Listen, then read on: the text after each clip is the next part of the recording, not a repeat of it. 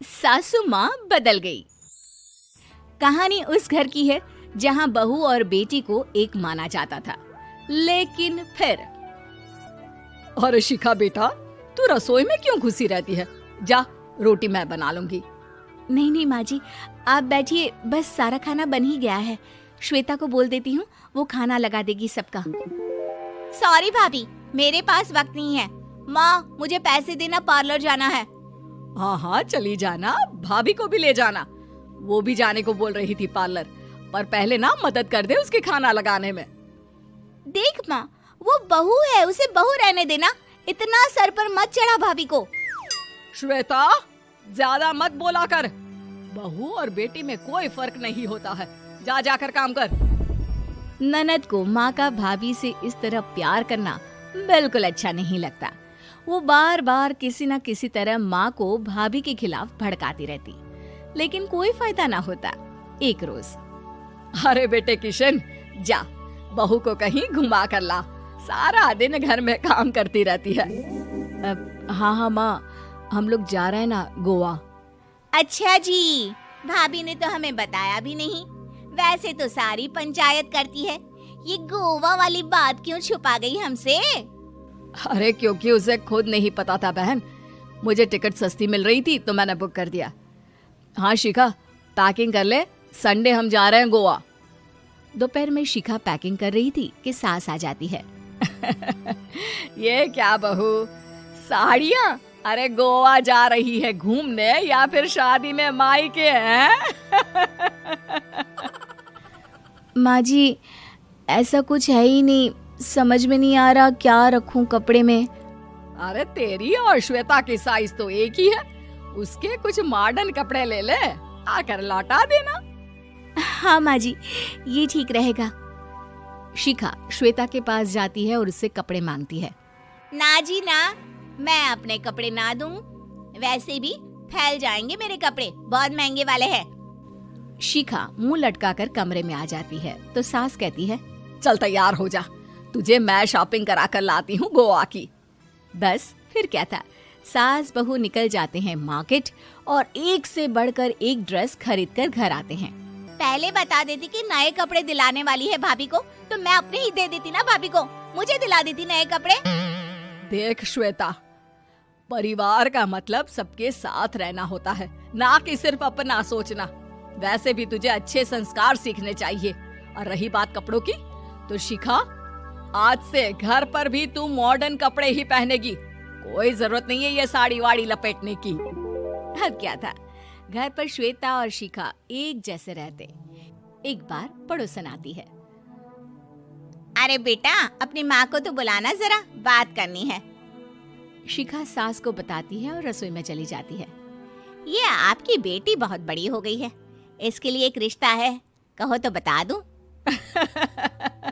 ये बेटी नहीं बहू है, घर में सब एक जैसा ही रहता है।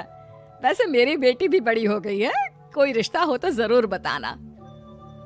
पड़ोसन रिश्ता लेकर उन लोगों के घर आती है। तब श्वेता की होने वाली सास कहती है, तो ये घर है, कितने मंजिल का है? और ये बहू ने आपकी क्या पहन रखा है, जीन्स टॉप? अरे भाई, साड़ी वाड़ी नहीं है क्या इसके पास? देखिए, सर्दी है तो साड़ी में बहू कैसे मैनेज करती, वैसे पहनती है साड़ी भी। देखिए, हम लोग ठहरे पैसे वाले लोग, कोई कमी नहीं है हम लोगों के पास पैसों की, बहुत पैसे हैं, जमीन, नौकर चाकर, कार, सब कुछ है, लेकिन घर में संस्कारी बहू चाहिए। समझ रही हैं ना आप? सास कुछ कहती कि श्वेता बोल पड़ती है, हाय रे, नौकर चाकर से लेकर जमीन, कार, पैसा, हाँ हाँ मुझे रिश्ता मंजूर है मुझे। अरे रुक जा श्वेता, मैं बात कर रही हूँ ना। देखिए, हम लोगों के घर इतनी आजादी नहीं मिलेगी। अरे हाँ कर देना माँ, हाँ कर दे जल्दी से। सास क्या करती, बेटी की शादी ऐसे घर में कर देती है जहाँ ना उनके विचार मिलते हैं और ना ही आचार।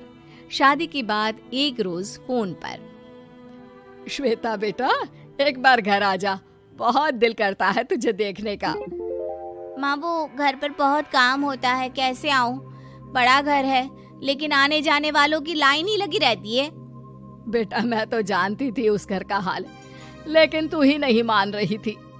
माँ देख, हर घर का यही हाल है। तेरी बेटी को यहाँ घूंघट हटाने की परमिशन नहीं है और एक तरफ भाभी स्कर्ट पहनकर घूम रही है। बेटा मुझे क्या पता था कि मेरी बेटी को ससुराल के नाम पर पिंजरा मिल जाएगा। अच्छा माँ, फोन रखती हूँ, सास को गर्मा गर्म रोटी खिलानी है। तुम लोगों की तरह नहीं कि एक रोटी बनाओ, एक सब्जी बनाओ, फिर सारा दिन फ्री होकर घूमो। सास फोन तो रख देती है, लेकिन सोच में पड़ जाती है कि एक तरफ बेटी जिसे कोई आजादी नहीं, वहीं दूसरी तरफ बहू जिसे देखकर लगता ही नहीं कि उसकी शादी भी हुई है। अगले रोज। शिखा, अरे ओ शिखा। हाँ माँ, क्या हुआ? कुछ चाहिए आपको? मैं जिम जा रही थी। जिम के कपड़ों में बहू को देखकर सास को घूंघट में अपनी बेटी का ख्याल आता है। देख बहू, घर में बहू की तरह रहा कर। इतने टाइट कपड़े पहनकर जिम जाना पसंद नहीं मुझे। जा जाकर रोटी बना। रोटी? माँ अभी तो शाम के 6 बजे हैं, इस वक्त रोटी? अब क्या मेरे खाने पीने पर भी पहरा है? अरे जब मर्जी तब मैं अपने घर में खा भी नहीं सकती क्या? बहू को अजीब लगता है। वो समझ नहीं पाती कि जो सास कल तक इतनी सपोर्टिव थी, उन्हें अचानक से क्या हो गया। वो किचन में जाती है, गरम रोटी के साथ 2 तरह की सब्जी, रायता, सलाद सब लेकर सास के पास आती है।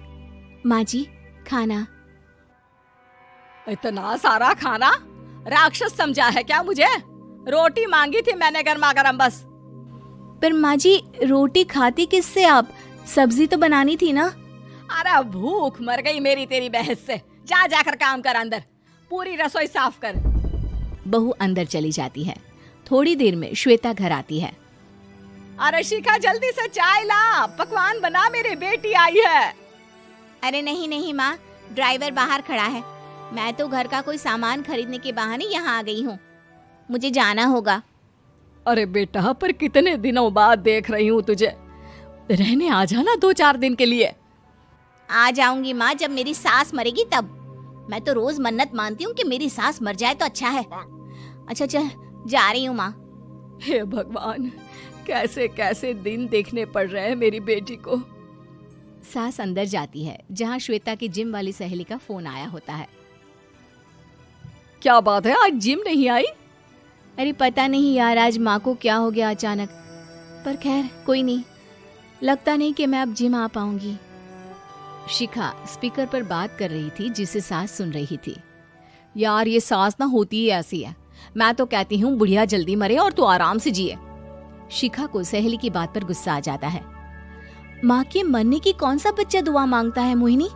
आगे से ऐसी बात मेरे सामने मत करना। हमारे घर की शोभा ही माँ है। क्या हुआ जो थोड़ी सख्ती दिखा रही है? उसमें भी कोई ना कोई उनकी भलाई ही होगी।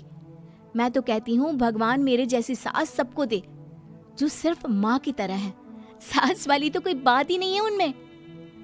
सास ये बात सुन रही थी। उनकी आंख में आंसू आ जाते हैं कि क्यों वो बेटी की किस्मत में बहू को भी भागीदार बना रही थी। शिखा, अरे ओ शिखा, क्या हो गया? जिम नहीं जाना क्या?